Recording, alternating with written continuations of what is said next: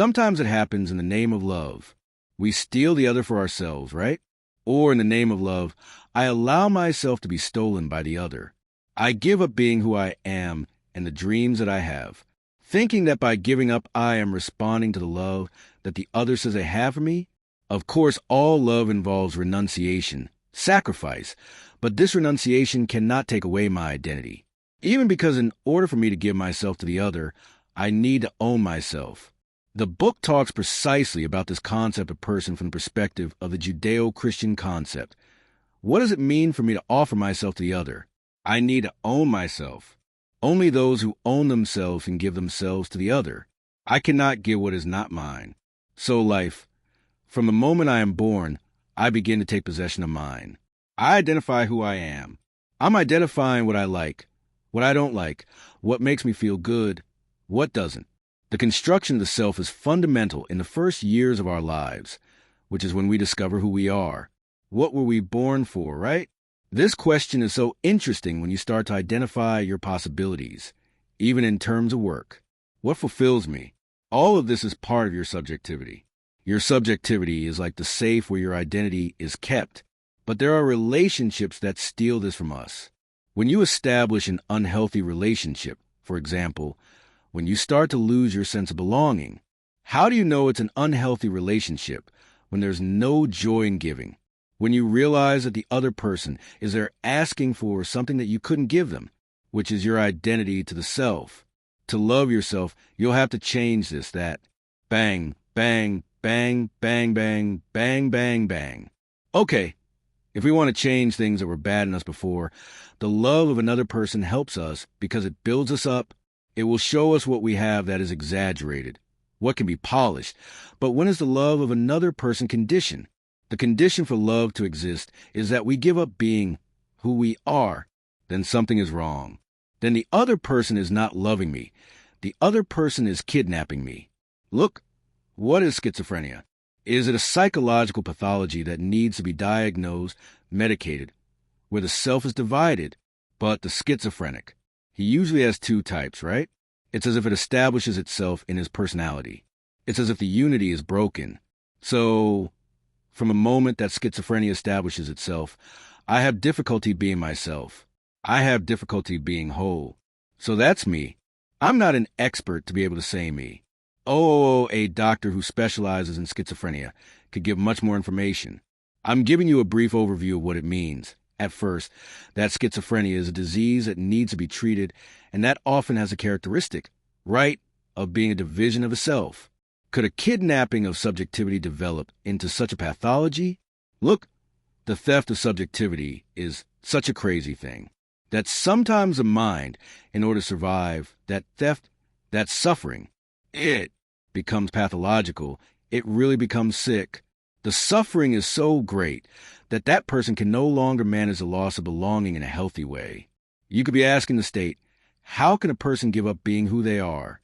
It happens too much, my friends. It happens all the time. This book was not written based on theory. Of course, I needed to study a lot throughout my life to understand a little of the human mystery. With the plot of relationships, I always liked people, and I studied a lot like reading. I always liked novels.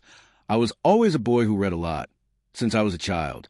So this helped me have an understanding of the context, of the backstage of relationships, based on what I saw in fiction, but that I also saw in real life. As a priest, I have this access to the sanctuary of people's conscience, so I meet a lot of people who are robbed of themselves. People who think they had to give up being who they are to have the other person by their side. That this happens very suddenly.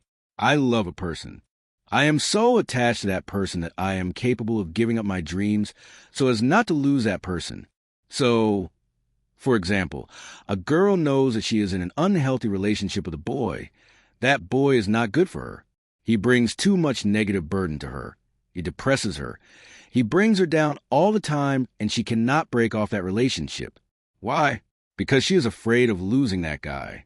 She is afraid of losing that little bit of satisfaction that being with him represents. That is a dependency, right?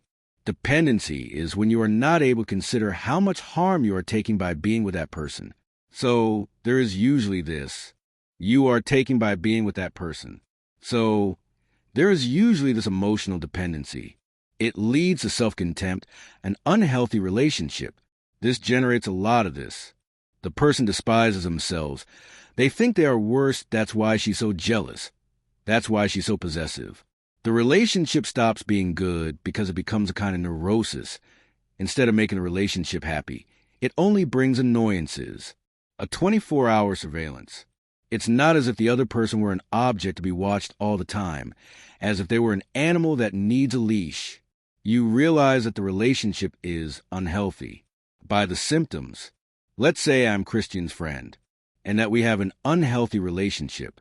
Our friendship doesn't go through the hair, through the bonds of construction, fraternity, solidarity. Let's say we're friends, and that we're dependent on each other, and that we live in a kind of dispute. So whenever I can needle Christian, I will. Whenever I can publicly despise him, I will despise him. Then later I go to the body. I apologize, I do this. I do that. But then, right after, he does the same thing again. You see, I end up having an unhealthy relationship, and it starts to hurt with this love that I say I feel for my friend Christian. When we don't have the conditions to break the bond, we need help. When we don't have the courage to accept the suffering that will be caused by that breakup, because this dependence makes me want to have Christian close to me all the time. But since it's an unhealthy relationship, it's not positive. So we'll spend the whole time needling each other, hurting each other, because we lack the clarity to manage this dependence in the right way, dot the I's and cross the T's, and be able to live our individualities. And then we can share ourselves in friendship. Relationships, my friends, are only positive when the parties belong to each other, and then they are distributed. When I own myself, Christian owns him, and when we meet, we give each other a friendly relationship. Sometimes mental illnesses, they start like this, in unhealthy relationships, in the loss of personal, in the loss of belonging. I stop belonging to myself. I give up on myself. I give up on myself. I give up a little today. I give up a little tomorrow because the other person is listening to me. The other person is sucking me dry.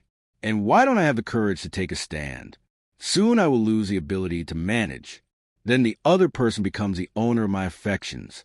He starts to control my joy, right? It's so sad when you realize that your joy depends on someone else and not on you. Something is wrong. We're doing something wrong. We're doing something wrong to the other person. They're not responsible for my joy. The other person even shares in my joy. The other person even helps me promote joy. Let's not be hypocrites. Not even a bad word from the other side hurts me. A motivating word from the other person also helps me to be happier. But the first place where this joy needs to be cultivated in me is when I take care of myself. When I spend time with myself on my projects, on my commitment. When there's a dependency. Everyone is looking for where the other person is. What they're doing, what they went with, where they are. You should be taking care of your own life. These relationships, which are sometimes unhealthy, cause such great harm because sometimes a person lives in a relationship like that. 45 years. I know about dating. Dating is a type of dating experience in which the neurosis is so great that the girl, the boy, they are constantly monitoring each other. 34,050 messages a day because they have to give an explanation of where they are, who they are with, what they did, and when they will be back. When the meeting should be to share the day, to be happy because they are together. It is to air dirty laundry. Why didn't you tell me why you went there? Why didn't you tell me? So the meeting that should be for being pleasant, to build what in the future could even be a marriage, becomes a space for neuroses. It can't be like this. If you realize that you are too worried about your partner's life and forgetful about your own life, something is wrong. You need to first be aware that your first responsibility is not the other. It is yourself, that you can only take care of the other after you have taken care of yourself, he said. A relationship that starts with the other doesn't work. That's sick. A selfishness has appeared, right? This is the right step in a relationship, and I can only take a step toward the other after I have conquered my territories. True charity only exists when I am free to love, when I am free. True charity only exists when I am free to love. When I am free to give, I am not acting out of need. That sometimes even our charity is not out of love. It is not because we want to show off. Sometimes our charity is around our peacock spirit. I need the other to see me. I need the other to notice me. So I do charity, I do this, I do that. But all of that is empty inside me. It doesn't fulfill me. It doesn't make me happy. My God, the charity I do needs to be in line with what I know about myself, my inner freedom, motivating me to conquer more and more the territories that are mine, knowing my defects, my possibilities, so that later I take a step toward the other and do the same in his life. Instead of being a kidnapper, I want to be a liberator. I don't want to establish friendships in which I play the role of kidnapper or hostage taker. It only makes sense for us to establish relationships if it is to help the other to achieve this inner freedom. That's what we say, right? We need to have friends who make us friends of Jesus. I learned a simple phrase from my friend Marina Patris back in Belo Horizonte. It's true. I need to have connections with people who will motivate me to live this inner freedom. Okay, if you want to lose me, you're just going to start fighting me. Get out of here. I'm going far away. I'm going away just because it took me a long time to understand. Do you think I'm going to give up the process of freedom in the opposite direction of the freedom that God wants for me? I can't allow this to happen because I'm sinning against my conversion. It was my conversion. What is the process that God wants to carry out in me and make me free? If I accept living in a relationship that imprisons me, that cuts me off from my possibilities. That prevents me from achieving what God wants for me. This relationship is diabolical. Even if it seems holy, even if it seems cute. Mom, can you do this to us? Do you want a love that is more sacred than that of a mother and a mother?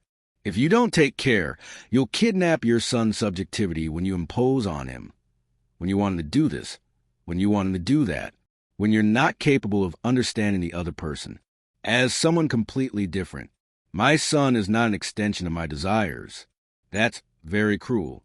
If I make my son the extension of my desires, then I won't be a pianist. My son will be even if he doesn't have a vocation for it.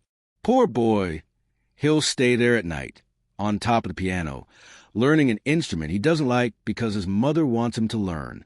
Love is, above all, the investigation of the possibilities that the other person has.